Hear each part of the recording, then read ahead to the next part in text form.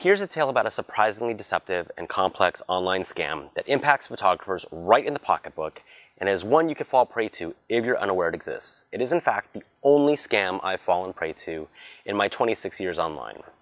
While the scam was painful both on my bank accounts and ego, it was doubly hard when I felt scammed by my own bank and professional photography insurance after the fact.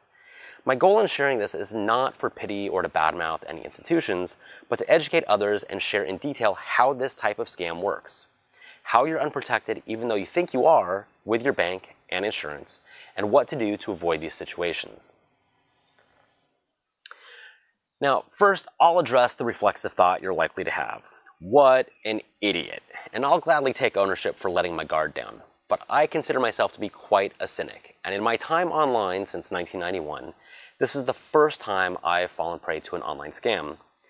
Normally my scam radar is incredibly good, but things are getting far more complex these days. And that is why I'm willing to put my own pride on the line by sharing this information.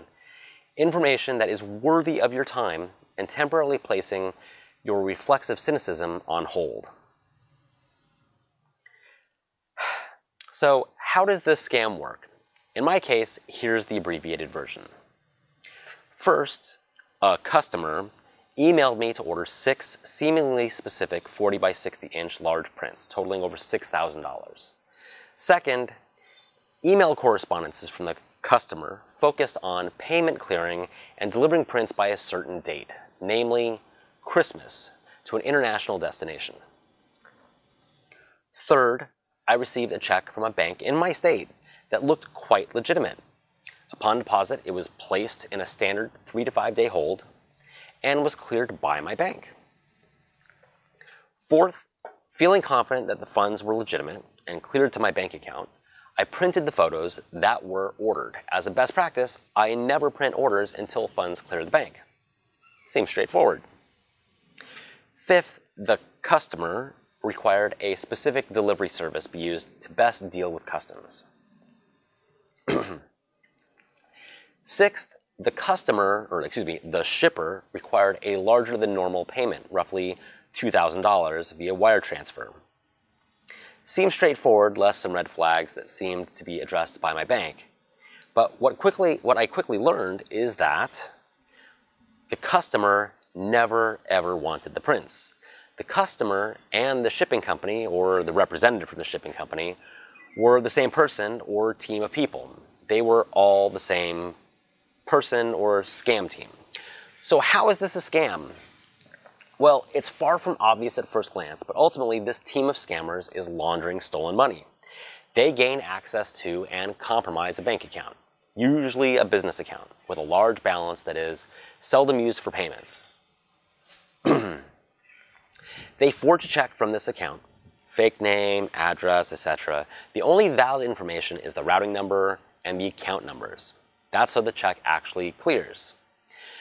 The payment amount is large, but not so large that it triggers a deeper look by the bank, and it definitely doesn't trigger any automatic reviews.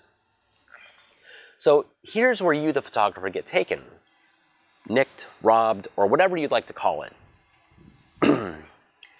Any money received from a defrauded account will ultimately be returned to its rightful owner, leaving you, the photographer, on the hook for any missing funds that you spend to fulfill the customer's order.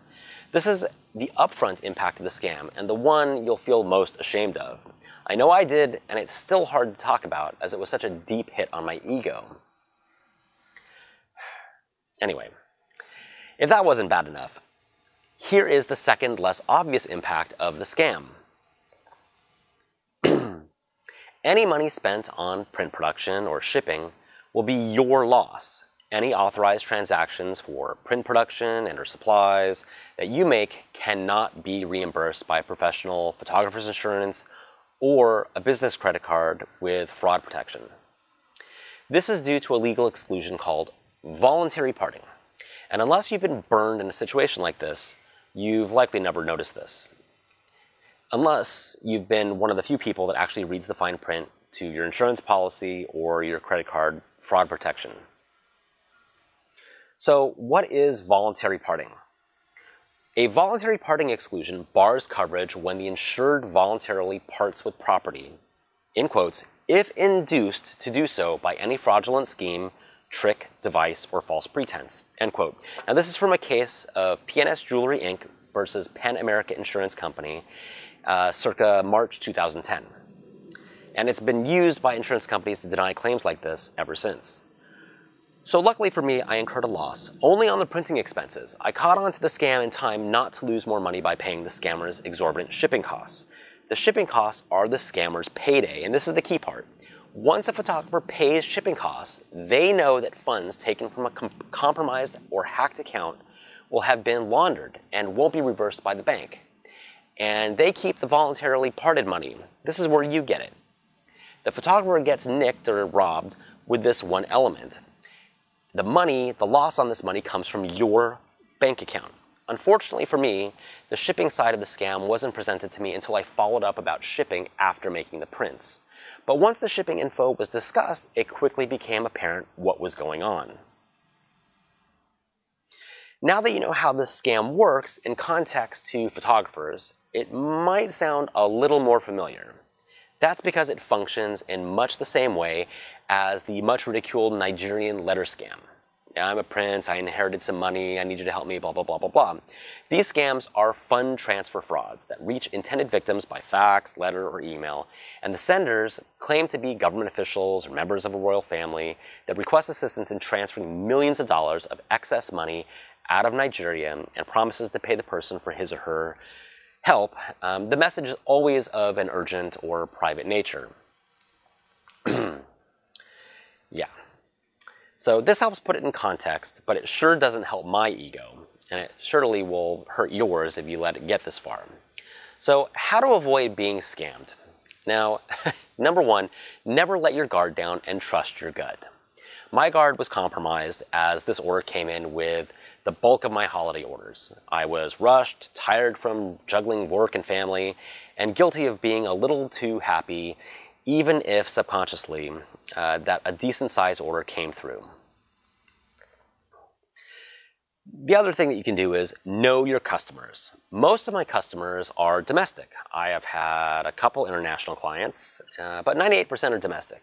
And I did recognize this red flag immediately, and I tried to research the customer.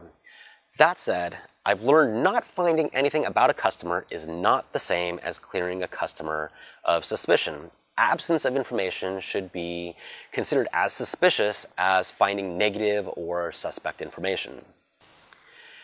As much as I hate to say it, be hypercritical of orders that require shipping to Russia, Southeast Asia, Africa, or any location that might seem exotic and or questionable in relation to the geographic location of your typical customer. Now, I'm sure there are some legitimate customers from these locations, but they do require extra scrutiny. The other thing is don't lazily rely on fraud protection from your bank or insurance company. I kind of fell prey to this one especially. Understand how fraud protection works with services you use and what the exclusions are. For example, the voluntary parting exclusion previously discussed, both my credit card company and photography business insurance relied on this exclusion to deny my fraud claims. It was incredibly frustrating. In addition, I've also learned banks can be lazy. In my specific case, just blows my mind, the check I received was from Wells Fargo, and I deposited it in my bank account at Wells Fargo. By all expectations, you'd think Wells Fargo would be able to check the validity of a check within its own system during the whole period.